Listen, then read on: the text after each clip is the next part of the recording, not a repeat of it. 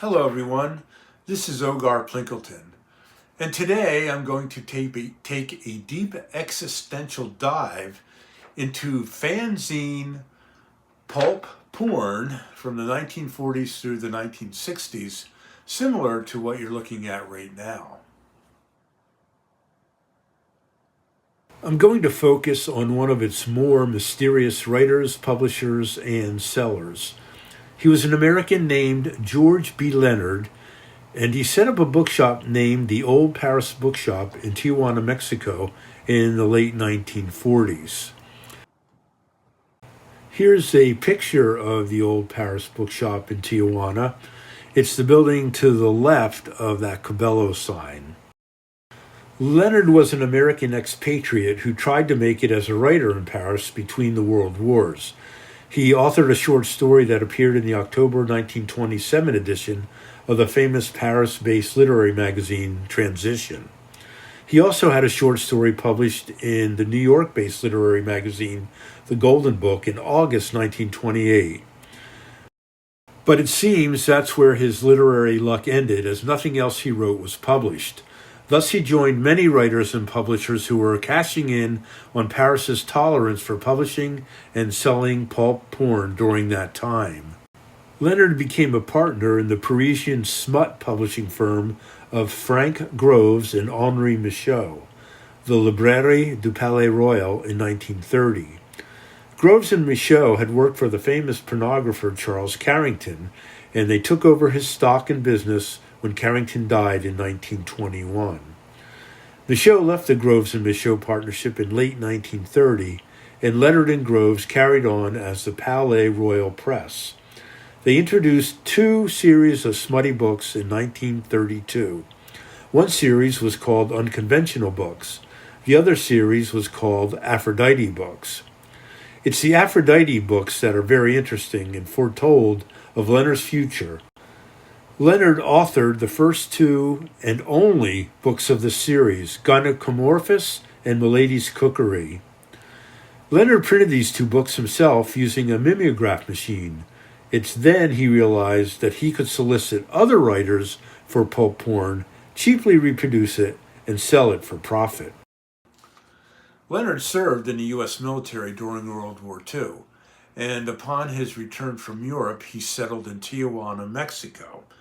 Realizing the potential market there for pulp porn, given that the U.S. naval base and all its hormone-infested sailors were right across the border. But most importantly, being in Tijuana, he was outside the jurisdiction of U.S. obscenity laws.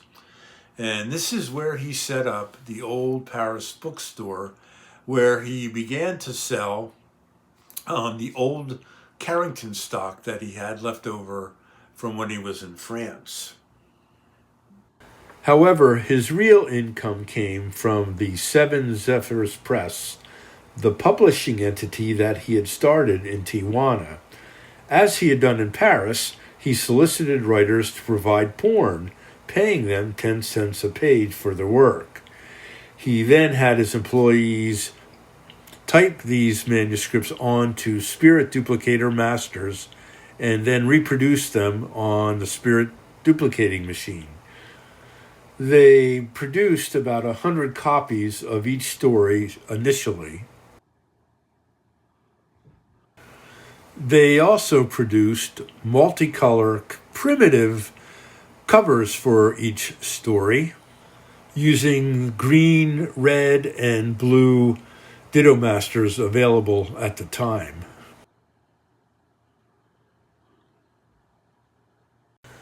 The Old Paris Bookshop became so well known that it got the attention of the Los Angeles Mirror newspaper and its reporter Grant MacDonald. MacDonald spent time in Tijuana, and the Mirror published his expose on the availability of drugs, porn, and prostitution in Tijuana, mentioning the Old Paris Bookshop by name. This publicity further caught the attention of the U.S. Congress, and in 1953 they launched an investigation into Tijuana's easy access to what they considered to be immoral. Ah, yes, some things never change.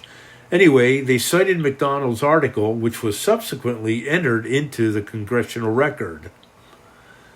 Leonard stayed in business through the mid-1960s and died sometime in the early 1970s. Information about George B. Leonard is very scarce, and I've not been able to find a picture of him or any information about his family. And adding difficulty to the search is the fact that there was a well-known American journalist who shared the name George B. Leonard.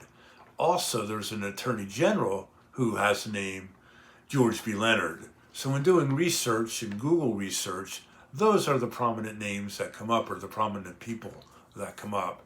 And so I've really had to look hard for information. But I enjoy finding out about and researching these incredible people who buck the existential norms of a society and basically find their own paths. So stay tuned for more videos about such people. And for now, this is Ogar Plinkelton. See you next time.